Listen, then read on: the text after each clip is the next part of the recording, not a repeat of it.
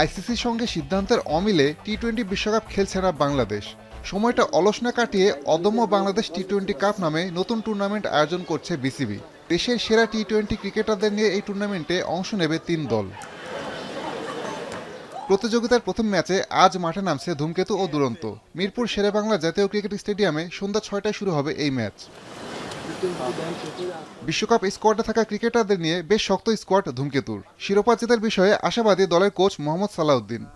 যে কাজই করেন আপনি বেস্ট হতেই চাবেন, আপনি তো আর সেকেন্ড হইতে আসেন না এখানে। এটা সিম্পল জিনিস, যে যেখানে নামবে সেখানে তার বেস্টটা দেওয়ার চেষ্টা করবে। যেহেতু আমরা ওয়ার্ল্ড কাপের একটা প্রিপারেশনের জন্য আমরা অনেকদিন একসাথেই ছিলাম, তো আমার মনে হয় ওইভাবে টিমটা রাখা হয়েছে যে তারা আসলে কীরকম করে। তো এখানে আসলে সেকেন্ড অপশন তো চিন্তা করার তো কিছু নাই।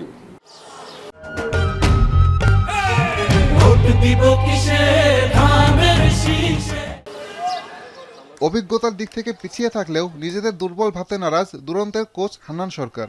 দলের বেশিরভাগই তরুণ ক্রিকেটার হলেও চ্যাম্পিয়ন হতে নিজের করণীয় ভালো করে জানেন তিনি।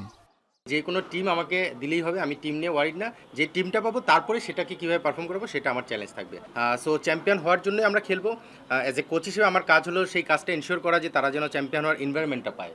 সো আমি সেই কাজটাই করার চেষ্টা করছি। সালাউদ্দিনের কাছে এই টুর্নামেন্ট জাতীয় দলের রাডারে আসার বিগ অপরচুনিটি, আর এই আসরকে তরুণদের জন্য বড় প্ল্যাটফর্ম হিসেবে দেখছেন হান্নান সরকার। আসাদুজ্জামান লিটন, এখন, ঢাকা।